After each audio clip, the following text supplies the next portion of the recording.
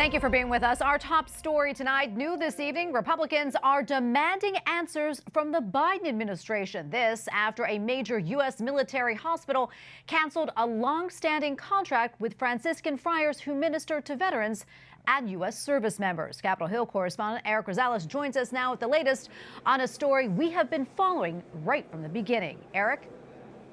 Well, good evening, Tracy. Republicans, they're not letting this one slide. Many have written to Defense Secretary Lloyd Austin demanding answers. They want to know why this contract was stopped. For nearly 20 years, Franciscans have been ministering over at Walter Reed Medical Center in Bethesda, Maryland.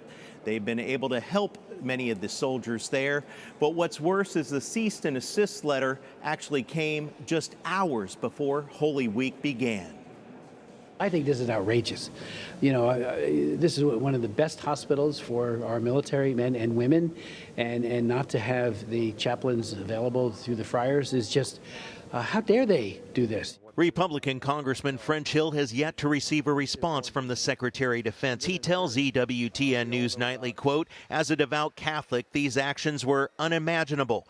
Patients at Walter Reed should have access to the proper Catholic services, as this goes against our fundamental First Amendment right to the free exercise of religion." Catholic Senator Pete Ricketts praised the church's ministry in hospitals. The Catholic Church does a lot of work in being able to help people recover their health, and we've done this probably longer than any other institution in the world. And so why we're being excluded from Walter Reed is beyond me. The contract for pastoral care at Walter Reed was instead awarded to a secular, for-profit defense contracting firm. Senator Ted Cruz told EWTN News Nightly he was not surprised by the administration's actions. Quote, "A Catholic president would so eagerly trample on the First Amendment rights of our fighting men and women at Walter Reed. We need answers from the Department of Defense as to why the contract for Catholic pastoral care was allowed to lapse." We as Catholics are seen as the enemy by the Biden administration.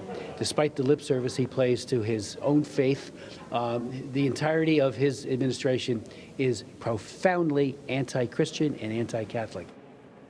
I have uncovered more than a dozen Republican lawmakers have written to the Secretary of Defense, and so far none of them have received a response. But I'm going to stay on top of this very important story for all Catholics. Tracy? All right, Erik, we know you will. I know House Republicans passed their budget and deficit reduction bill yesterday. So what's next? Well, the bill now goes to the Senate, but Senate Majority Leader Chuck Schumer has already said that it is dead on arrival. Now, Republicans hope that their bill will be able to open up some sort of communication between the White House and Speaker McCarthy, because as of right now, they've been waiting for the White House to give any sort of response and want to be able to have some sort of talk about this. As we know, both the Treasury Secretary and many economists say that America has until mid-June. Otherwise, if they don't raise the debt ceiling, we could default on our bills. All right. Thank you, Erik.